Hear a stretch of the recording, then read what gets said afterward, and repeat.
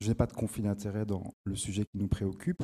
Quelle est ma légitimité ici en tant que médecin anesthésiste réanimateur pour parler de prise en charge? Le mot qui manque en fait, je pense ici, c'est le mot précoce. C'est très important, ça situe vraiment le débat. Il faut que vous compreniez en fait que en tant que réanimateur, à partir du moment où vous faites systématiquement l'histoire du malade, vous êtes conscient du continuum physiopathologique de la maladie, parce qu'on connaît beaucoup de choses sur la maladie, quoi qu'on en dise, vous vous rendez compte qu'il y a un dysfonctionnement médical en amont de l'hôpital. Je ne voulais pas utiliser le mot foiré, mais M. Van Natten l'a utilisé ce matin, donc je pense que la médecine en dehors de l'hôpital a foiré. Ce n'est pas une accusation du milieu médical dans l'ensemble en disant tel médecin n'a pas fait son travail, c'est collectif. Il y a plusieurs raisons à ça. Je pense qu'individuellement, personne n'a voulu abandonner ses patients ou délaisser les malades. Et je vais essayer d'expliquer un peu les hypothèses qui sont les miennes pour comprendre pourquoi on en est arrivé là. On a eu une première vague, comme vous le savez, au mois de mars 2020. Principalement, c'est là que le confinement arrive. J'ai retenu la date en France, c'était le 16 mars. On avait quelque chose de nouveau, de brutal, la crainte et puis le confinement. On ne connaissait pas, les médecins traitants ont été mis de côté très rapidement et on a instauré aussi plus tardivement la consultation par téléphone. C'est une maladie qui était transmissible, il manquait du matériel de protection, rappelez-vous, on n'avait pas de masque, etc. Donc vous avez tout un ensemble d'éléments qui s'accumulent et qui font qu'il y a un absentéisme. Et le problème, c'est il s'est pérennisé dans le temps comme si rien n'avait changé entre-temps. Et quand je dis l'absentéisme médical a posé problème en termes de mise en danger de la vie d'autrui, il faut que vous compreniez que dans le débat, c'est la prise en charge, le mot prise en charge qui doit primer sur le mot traitement. Et ici, je n'ai pas suivi tout, je suis arrivé un peu plus en retard, mais j'ai écouté la conférence à distance. Le mot traitement est revenu systématiquement. Et vous devez comprendre en fait que la maladie, on la connaît, et il faut savoir qu'on avait déjà 2 autres épidémies en 2013 et 2003, Arabie Saoudite, Chine, avec d'autres virus. Et la production scientifique chinoise nous disait déjà, on connaît des choses, il y a un continuum physiopathologique avec des choses éventuellement à faire pour empêcher la progression, mais ce n'est pas efficace à 100%, qui puisse aider en fait les malades. Et on n'a pas la prétention de dire, il faut faire ça, l'épidémie est finie et on est bon. Mais il faut comprendre que ça n'a pas été appliqué en dehors de l'hôpital parce que les médecins n'ont pas eu, pour des raisons diverses, comme je viens de dire, il y avait pression de conformité, l'apport, le manque de masques, la consultation par téléphone. Et puis, un débat est arrivé très rapidement avec les traitements que vous connaissez à polémique, qui ont fait qu'on a hystérisé le débat. Et le fait de peut-être prendre en charge un patient fait qu'on utiliserait l'une ou l'autre molécule qui sont tabous. Et ça a un peu compliqué les choses. Mais il faut comprendre un élément important, c'est que la prise en charge d'un patient, c'est une somme d'actions que vous faites qui conditionne le devenir du patient. Et pour familiariser un peu ça, je me suis dit, je vais prendre 3 ou 4 exemples, par exemple du domaine des soins intensifs ou de l'urgence. Imaginez un patient qui vient voir pour de l'hypertension à 18, un médecin aux urgences, et le médecin va peut-être se rendre compte que c'est parce qu'il ne prend pas son traitement qu'il a 18 de tension, et en interrogeant le patient, il va se rendre compte de temps en temps qu'il a une douleur à la poitrine. Et il va appeler un cardiologue, il va prendre en charge le patient et se rendre compte que des artères coronaires sont bouchées, peut-être qu'il faut faire une coronaro. Vous conditionnez l'évolution du patient sans même avoir traité le patient. Vous n'avez pas donné de molécule. Vous avez conditionné le devenir du patient. Vous avez quelqu'un qui veut se suicider, vous êtes généraliste, vous le transférez aux urgences pour une prise en charge psychologique. Vous n'avez pas traité le patient. Vous l'avez pris en charge, vous l'avez référé, vous conditionnez son devenir. Du domaine des soins intensifs, si j'ai une énorme pneumonie que je vais traiter, patient en choc septique et intubé, je le traite, je mets les bons antibiotiques, je fais bien mon travail. Je vais laisser trop longtemps, pendant 3 semaines, un cathéter central au niveau du cou. Et il va se surinfecter, il va en décéder. J'ai bien traité quelque chose, mais je n'ai pas bien pris en charge mon patient, j'ai raté quelque chose, ça conditionne son devenir. Et de quoi il s'agit pour le patient Covid-19 à la maison? On sait très bien, j'ai encore lu 2 papiers récemment, 27 pages respectivement, sur toutes les atteintes organiques que le virus peut provoquer chez un patient. Vous avez quasiment tous les systèmes qui sont touchés. Le cerveau, le cœur, les reins, le foie, etc. Et on voudrait nous faire croire en fait qu'un virus qui est d'apparence complexe va provoquer des dégâts pour lesquels il n'y aurait que des traitements symptomatiques, il n'y aurait rien d'autre à faire. Et des médecins comme moi qui vous soignent toute l'année pour de l'embolie pulmonaire, des polytraumatisés, des chocs septiques, pour la question du Covid-19, de venir parler d'une prise en charge précoce, on serait un peu les farfelus du système en disant qu'est-ce qu'ils racontent, leur traitement, il n'y a rien qui marche. Il faut que vous compreniez que dans l'histoire de la maladie, il y a une période très précoce qui est la réplication virale, la présence du virus dans les voies respiratoires supérieures.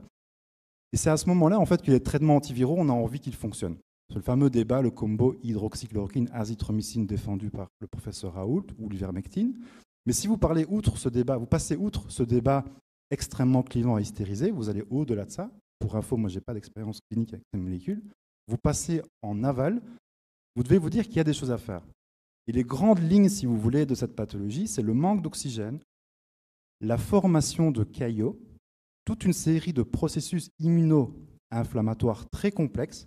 Quand vous ouvrez la partie, j'ai encore lu 3 papiers, il faut vraiment le relire 3 fois, prendre une feuille, commencer à mettre des notes, parce que c'est tellement bien décrit, c'est des cascades qui ne sont pas évidentes les unes après les autres, c'est très complexe, mais c'est un propre de cette maladie par rapport à la grippe, c'est de faire des caillots et d'être extrêmement immuno-inflammatoire. Et donc, moi ici, je dénonce un petit peu quelque chose que vous pouvez tous vérifier chez vous. Prenez Psilocybine cyano, et on va vous dire sur une page, l'essentiel du traitement Covid-19, c'est symptomatique. Le symptôme, c'est de ce dont le patient se plaint. Le signe, c'est de ce que le médecin voit. Vous comprenez? Et dans un même temps, il y a une recommandation officielle sur le site qui est partagée sur Sciences en disant « Si les hôpitaux sont saturés, on va vous mettre un protocole de prise en charge intensive ambulatoire des patients Covid-19. » Et donc, vous arrivez dans une situation où on vous dit « Il y a un protocole. Si l'hôpital est full, on vous propose de mettre de l'oxygène quand le patient a besoin d'oxygène à la maison. On vous propose, si vous identifiez le patient comme étant dans un statut procoagulant, il y a des moyens de le faire, de mettre une anticoagulation. On vous propose, si votre patient se surinfecte par une bactérie, de mettre des antibiotiques. On vous propose, si vous êtes dans l'orange immuno-inflammatoire, la prise de sang, on sait très bien une prise de sang typique d'un patient Covid-19, on dose beaucoup l'interleukine 6, mais il y a d'autres interleukines qui se font en amont, mais c'est l'interleukine 6 que l'on va doser. La ferritine, on regarde si les lymphocytes sont bas, ils sont très souvent en bas. Mais on a une situation, on se dit là, comme j'ai mon besoin en oxygène, le patient n'est pas bien, et j'ai effectivement, probablement, je suis dans l'orage inflammatoire, des corticoïdes à mettre. Et donc, quand vous lisez, le protocole est en ligne, je vous invite à le regarder, on va vous dire dans un même temps le traitement asymptomatique, mais on va vous proposer des éléments thérapeutiques. Mettre un antibiotique sur une bactérie, ce n'est pas du symptomatique. Corriger un manque d'oxygène chez un patient qui manque d'oxygène, ce n'est pas du symptôme. Bloquer en partie, ça ne marche pas à 100%. Un orage inflammatoire, ce n'est pas du symptomatique, c'est du thérapeutique. Quand des caillots se forment et que c'est un des processus centraux de la maladie, ce n'est pas forcément faire un caillot comme l'embolie pulmonaire, ce sont des caillots qui se mettent un peu partout parce que c'est des vaisseaux qui sont malades. Quand vous mettez des anticoagulants, vous n'êtes pas symptomatique. Vous agissez sur un des prismes de la maladie. Et donc, je ne dirais pas que c'est une hypocrisie, mais quand vous êtes au cœur de cette réflexion qui colle avec votre expérience clinique quotidienne et que vous interrogez des malades, quand on vous demande un avis aux urgences, ou vous les voyez arriver directement aux soins intensifs par les urgences, ou on vous demande d'aller les voir en bas, il faut que vous vous rendiez compte que des gens comme moi, on regarde une prise de sang ou un scanner thoracique et on se dit, ces lésions-là, soit elles sont apparues très vite tout de suite comme ça en 2-3 heures, il n'y avait rien à faire avant, dans quel cas, ok, alors on prie pour que le vaccin effectivement fonctionne bien à 100%, parce qu'on se dit ça va tellement vite, on ne sait rien faire. Ou alors on se dit, il y a eu peut-être pendant plusieurs jours une dégradation continuelle, on n'a rien fait. Et quand vous interrogez les patients, c'est quasi systématique. Il faut comprendre, et dans le débat public, on doit dénoncer ça pour l'arrêter au plus vite en disant, attention, de 1, ce n'est pas la solution miracle, de 2, tout patient a droit à des soins, désolé, des trucs de base, hein. De 3, il y a des choses à faire, mais pour ça, il faut que les médecins, ils ne sont pas tous concernés, il faut vraiment bien comprendre ça. Il y a des généralistes qui ont été très présents, qui ont fait un travail formidable. Mais de ma présence un peu dans le collectif Covid rationnel, j'ai reçu énormément, du coup, sur un mail que j'ai laissé passer en public, de témoignages d'absentéisme médical où je me suis dit, ouf, là, il y a quelque chose qui ne fonctionne pas. Et après, la discrimination des non-vaccinés, c'est encore pire. En 2 jours, j'ai reçu une fois quasiment 64 emails. Rien que de ne pas être vacciné, les soins sont immédiatement coupés. Donc vous devez comprendre ici que la prise en charge, c'est une somme d'actions. Et donc qu'est-ce que ça veut dire? Ça veut dire simplement, on a identifié ici les patients à risque. Donc quelqu'un qui fait une PCR pour aller en vacances à 18 ans, vous n'allez pas le voir, ça ne me choquerait pas. Maintenant, quelqu'un de diabétique, d'obèse, hypertendu, et on sait pourquoi ces gens-là ont plus une maladie grave, il y a plein d'explications dont ce n'est pas le débat ici, vous ne pouvez pas le laisser tout seul à la maison. Donc vous devez, à mon sens, aller le voir, mais pour ça, il faut un matériel de protection et un minimum d'organisation matérielle, un masque, des gants, etc., une charlotte sur la tête, éventuellement une infirmière à domicile pour prélever, parce que les médecins, souvent, ne prélèvent pas eux-mêmes avec leurs propres mains, ils ne sont pas formés, ou des fois, ils savent le faire, pas une critique, mais ça, en constat. Et vous essayez de voir un petit peu, par les paramètres de la clinique, s'il n'y a pas des choses à changer. Des fois, vous avez des patients qui sont très déshydratés parce qu'ils ont plutôt la partie sel liquide sur une entérite, parce que le virus peut être présent aussi au niveau du système digestif. Des gens font des bronchospasmes, les bronches se ferment, peuvent faire des bouchons de mucus, ils manquent d'oxygène, ils respirent très vite, ils sont isolés, donc du coup, ils n'ont pas envie, ils se laissent aller, ils ne mangent pas, ils ne s'hydratent pas, etc. Puis, ils ont une tension à 14 d'habitude, 14 de tension, ils ont leur traitement antihypertenseur, mais ils deviennent un peu sceptiques, hein, on va dire infection inflammatoire, si vous faites un gros résumé un peu grossier. Ils deviennent un peu plus hypotendus, mais ils continuent à prendre leurs médicaments pour l'hypotension, ou ils n'arrêtent pas des médicaments alors que les reins sont en train de défaillir et il faut absolument arrêter les médicaments. Et donc, si vous voulez, c'est comme nous aux soins intensifs, avec Pierre-François Laterre, je ne pense pas qu'il me contredira. C'est la somme des actions que vous faites chez un patient qui va conditionner son devenir. Et donc, indépendamment du processus physiopathologique Covid-19, donc les caillots, immuno-inflammation, la surinfection, le manque d'oxygène, etc., vous allez pouvoir aussi changer des choses dans le contexte du patient qui puissent lui permettre de mieux répondre à son agression. Ça paraît du bon sens dit comme ça, mais dans les faits, et ce n'est pas qu'en Belgique, ça ne fonctionne pas. Donc ici, par exemple, il me reste 3 minutes et demie pour faire passer les messages clés, c'est la notion traitement, prise en charge. Il faut que ça commence à apparaître dans l'esprit de tout le monde en disant « ce n'est pas normal ». De dire que nous avons failli sur le plan médical, mais c'est collectivement, c'est comme quand vous perdez un match de foot, à part si vous faites un autogol ou un penalty vraiment foireux, évidemment, c'est l'équipe qui a perdu. On ne va pas montrer du doigt un joueur. C'est un peu pareil. Médicalement, en extra-hospitalier, on a l'impression que, en tout cas de mon point de vue et partagé par d'autres collègues, que nous ne sommes pas parvenus à faire ce qu'il fallait. La notion de traitement symptomatique, thérapeutique, qui s'accumulerait, je pense qu'il faut pouvoir en parler, je l'ai fait ici. Et il ne faut pas oublier que chaque fois que vous allez éviter un patient les soins intensifs, vous aidez aussi collectivement la société. Moi, c'est à Braine-l'Alleud que j'ai fait la première vague. Il y a 12 lits à Braine-l'Alleud, c'est le Chirec. On a 12 lits. Si par exemple, vous imaginez, je crois que je vais regarder les chiffres, j'ai oublié, je crois qu'il y a 440 000 habitants dans le Brabant wallon, quelque chose comme ça. Il y a Braine-l'Alleud, Nivelles et j'ai oublié l'autre hôpital, c'est pas très grave. Mais il n'y a pas énormément de lits pour une situation pandémique importante. Mais si vous évitez sur 12 lits à Braine-l'Alleud, un ou deux patients, une fois qu'ils arrivent chez nous, c'est 2 semaines, 3 semaines des fois. Ben vous êtes aussi actif sur la collectivité. Donc tout malin, déjà indépendamment de l'évolution du patient, de sa sécurité propre, vous êtes aussi collectif en évitant le passage aux soins intensifs.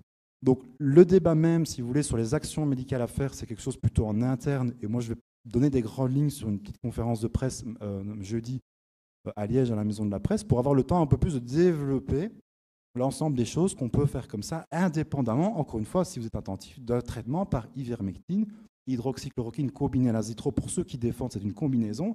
Ça, vous êtes très, très, très, très en amont sur la maladie, le continuum. Mais n'ayant pas d'expérience et tout le monde ne l'utilisant pas, on est tout de suite au-delà. Et puis, ça ne fonctionne peut-être pas aussi. Voilà, moi, je n'ai pas de position par rapport à ça, mais on est au-delà de ça. Qu'est-ce qu'on peut faire? C'est un peu tout ce que je viens de vous expliquer.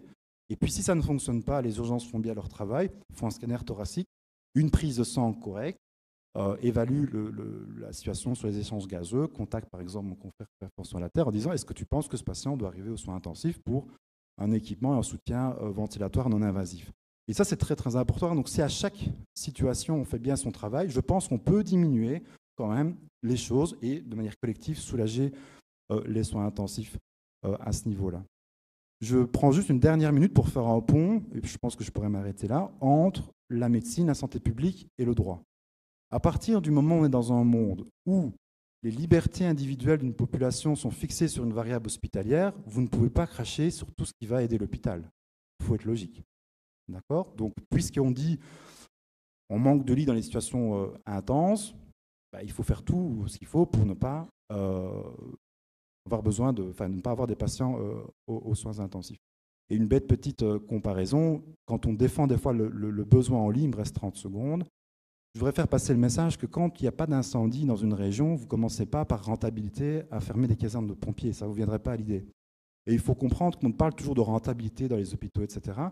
J'ai fréquenté quelques hôpitaux, c'était plus au Canada, où je peux vous dire, quand vous avez de la place, du personnel un peu en excès, la qualité des soins elle est différente. Parce que quand vous avez une infirmière qui réanime un patient avec vous, qui est tracassée parce que la famille a appelé 3 fois, elle n'a pas encore fait la toilette, elle n'a pas encore encodé ses paramètres, parce que dans un monde, il faut tout encoder pour avoir de l'argent dans l'hôpital. mais que vous avez 3 infirmières qui sont disposées à vous aider et vous allez faire instruction, réponse, instruction, réponse, instruction, réponse, vous avez une qualité des soins qui est considérable. Donc il faut que le monde politique arrête de voir les hôpitaux comme de la rentabilité, des lits ouverts, des lits fermés. Ce sont des besoins humains et matériels qui aident la qualité des soins. On a même des fois le temps, parce qu'on a un peu le temps et je vais dépasser de 20 secondes, le fait de faire un peu de pédagogie, c'est-à-dire discuter avec une infirmière d'un cas ou un collègue médecin, de former et d'avancer sur le plan aussi académique. Voilà les messages que je voulais faire passer. Je vous remercie beaucoup.